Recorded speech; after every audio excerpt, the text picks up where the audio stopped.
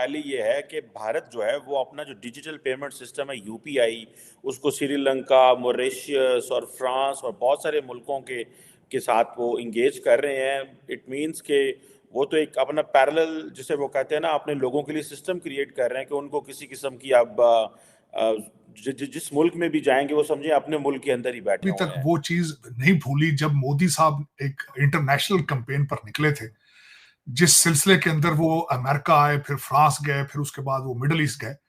उसके अंदर यूपीआई एक वेरी इंपॉर्टेंट था, उनकी अपनी करेंसी को प्रमोट करना वेरी इंपॉर्टेंट था। फिर दूसरा उनका सबसे बड़ा टारगेट था अपने डायस्पोरा को प्रमोट करना। तीसरा उनका सबसे बड़ा टारगेट था भारतीय स्टूडेंट्स का। और फिर उसके बाद मैंने जो सबसे बड़ी उसकी मैं साथ सपोर्टिंग आर्गुमेंट ये दूंगा कि आप ये देखें कि UPI is related to the उनकी करेंसी के साथ अटैच है। रशिया से उन्होंने तेल लिया है, अपनी करेंसी में लिया है। फिर उसके बाद उन्होंने यूएई के साथ डील साइन की है, अपनी करेंसी में की। उन्होंने नारा लगाया है कि एफल टावर पे इस वक्त सबसे ज्यादा भारतीय जा रहे हैं, वो अपने यूपीआई के साथ अपना टिकट खरीद सके। लेकिन तार साहब, पाकिस्तान के अंदर ये जो इलेक्शंस वाली स्टोरी हमारी बनी है, ये बताएं कि हम इलेक्शन से पहले ठीक थे कि इलेक्शंस के बाद ठीक है? ये 2013 रिपीट हो रहा है। 2013 के बाद आपको याद है कि क्योस हुआ था, इमरान खान ने धरने शुरू कर दिए, जुलूस शुरू कर दिए। अभी भी वही सिचुएशन आ रही है। वो कह रहे हैं जी ये सारे जो रिजल्ट हैं वो गलत हैं, हमें ज्यादा वोट पड़े हैं, हम इंडिपेंडेंट हैं, हम हुकूमत बनाएंगे। सीटें उनकी कोई 85-90 के करीब हैं, हुकूमत वो बनाना चाहते हैं मरकज में। आपको लगता है कि हम एक नए क्राइसिस में जाने वाले हैं?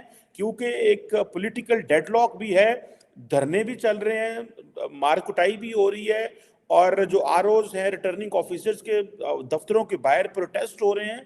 डॉक्टर साहब, हम किधर जा रहे हैं इस इलेक्शंस के बाद? लगता है कि मुश्किलात बढ़ रही हैं रियासत। लेकिन इसके पीछे एक चीज है, सिर्फ एक चीज है, नेशनलिज्म है। उसके पीछे प्राइड है चीमा साहब। मोदी साहब के बच्चे लंदन में नहीं है, उनकी कोई ख्वाहिश नहीं है कि टोरंटो के अंदर अपने बच्चे को पीआर लेकर देनी है। उनकी कोई ख्वाहिश नहीं है कि दुबई के अंदर उनके विलास बने, उनकी कोई ख्वाहिश नहीं। मेरा ये क्वेश्चन मार्क होगा इसको, इस पे अगले सब्जेक्ट पे जाने के।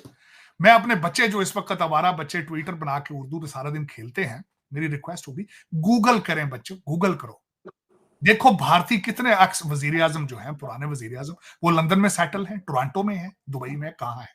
उनके जर्नैल कहां सेटल है? कोशिश करो ढूंढने की। उनके रिटायर्ड जजेस किस किस मुल्क के अंदर छुप के बैठे हैं, देखो जरा जाके। तो यूपीआई या जिस तरह देखें, चंद्रयान देखें, आप कुछ भी देखें, उसके पीछे सिर्फ वाहिद एक चीज है, नेशनलिज्म, प्राइड, हिंदू प्राइड। कल मुझसे किसी ने कहा कि आप मोदी भगत हैं। मैंने कहा यार मैं मोदी भगत नहीं हूं, मैं नेशनलिज्म भगत हूं। मुझे मोदी साहब की चीजें, मेरा मोदी साहब के साथ क्या लेना देना, वो अपने मुल्क के अंदर है। हाँ, ये एक बात है, बहसीत स्टूडेंट ऑफ पॉलिटिकल साइंस, जो उन्होंने नेशनलिज्म की जो तारीख रकम की है, दैट इज क्वाइट इंप्रेसिव। और मैं समझता हूं, मेरी ये दुआ है कि जो मेरे मुल्क के लौंडे लपाड़े हैं, उनको भी कोई ऐसा लीडर मिले जो उनको नेशनलिज्म, जो उनको प्राइड बताए, जो आई डिफाइन करे कि पाकिस्तान का मतलब क्या है। ये जो मजहबी जुनूनियत है, ये अब आपके सर चढ़ के बोल रही है। जो फसलें आपने अफगान जंग के लिए, डॉलरों के लिए लगाई थी, आज वो सर देव साथियों, यूपीआई का सिस्टम लगभग इंडिया धीरे धीरे हर देश में परिचित करवा रहा है। आसपास के कुछ देश में भी और फ्रांस में भी इसकी बातें हुई थी कि वहाँ लोग जाते हैं, घूमने जाते हैं, एफिल टावर भी देखने जाते हैं जो कि पेरिस में है। वहाँ पे जो पेमेंट करना होता है, वहाँ यूपीआई का सिस्टम का यूज करके वो अपना पेमेंट दे सकते हैं, जिससे इंडियन को काफ़ी फायदा होता है। जहाँ तक अगर आप जानते होंगे तो अमेरिका और बाकी जो यूरोपीय देश है, वहाँ पे ये सब सिस्टम नहीं चलता है, क्योंकि उनको ये लगता है कि ये जो सिस्टम है इंडिया ने बनाया है, अगर हमने ये चालू कर दिया तो इंडिया का इसमें वर्चस्व हो जाएगा। वो लोग कार्ड का यूज करते हैं, कहीं जाते हैं कार्ड से ही पेमेंट करते हैं। अगर आप इंडिया में हैं और इंडिया में यूपीआई का यूज कर रहे हैं तो समझ जाओ कि आपको कितना आसान है। अगर वहीं आप दूसरी तरफ कार्ड से करते तो थोड़ा मुश्किल आता, जो कि अमेरिका में भी यही चलता है। वहाँ उन्होंने यूपीआई को अलाउ नहीं कर रखा है, क्योंकि ये इंडिया से जन्म लिया है और इंडिया को बहुत ही फायदे में ये पहुँचा रहा है और इंडिया के हर लोगों को जो है आसानी करवा रहा है। पैसे लेके कैश घूमना नहीं पड़ रहा है, इतना कहीं जा रहे ठेले से लेके बड़े बड़े दुकान तक इसका यूज कर पाते हैं। और जो कि मैंने खुद पर्सनल भी ये सब यूज किया है और काफ़ी आसानी भी है। चाहे जेब में पैसे हो या ना हो, बस पास में एक फ़ोन हो जिससे यूपीआई में पैसे भी और वहाँ पे हम पे कर सकते हैं बहुत ही आराम से। इसके अलावा भी कई अन्य सुविधाएं हैं। तो भारत सरकार ये कोशिश करती है ये सिस्टम जो है दूसरे देश में भी किसी तरह से पहुंचाया जाए, और धीरे धीरे इसमें भारत सरकार कामयाब भी हुई है। वहीं दूसरी तरफ अगर अभी पाकिस्तान में चुनाव हुआ तो वही ऐसा हुआ कन्फ्यूजन में कि वहाँ एक भी पार्टी बहुमत में नहीं आ पाई, जो कि वहाँ के देश के लिए ये जो सूचक है एकदम खराब है, क्योंकि जब किसी देश में जनता ही कंफ्यूज है कि किसे सरकार बनाना है तो फिर आगे चल के उनका मार्ग काफ़ी कठिन हो जाता है। 2014 से पहले भारत में भी ऐसे ही लगभग चलता था कि कोई सरकार जो है पूरी तरह से पार्टी में सरकार में नहीं आ पाती थी, सरकार नहीं बना दी, गठबंधन सरकार चलता था, जिसके कारण भ्रष्टाचार उतना ही दुगना होता था। भ्रष्टाचार उतना ही ज़्यादा होगा जितना ज़्यादा गठबंधन होगा।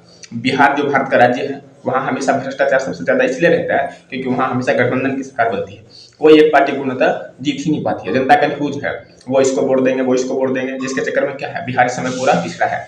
लेकिन अगर देश की बात करें तो इस समय भारत में एनडीए भले बीजेपी की सरकार है और गठबंधन क्या है, लेकिन वो गठबंधन सिर्फ नाम का है। वैसे बीजेपी पूर्णतः जो है यहाँ पे जीती जाती है चुनाव, केंद्र सरकार की चुनाव बना लेते हैं, केंद्र सरकार बना लेते हैं। पाकिस्तान में दशा बिगड़ा हुआ है, कोई पार्टी एक दूसरे को सुनने को तैयार नहीं है, दंगे हुए क्योंकि कोई पार्टी जीत नहीं पाई। अब देखते हैं उनका जो 2014 से पहले का हालत बनता है या अब आगे क्या होता है।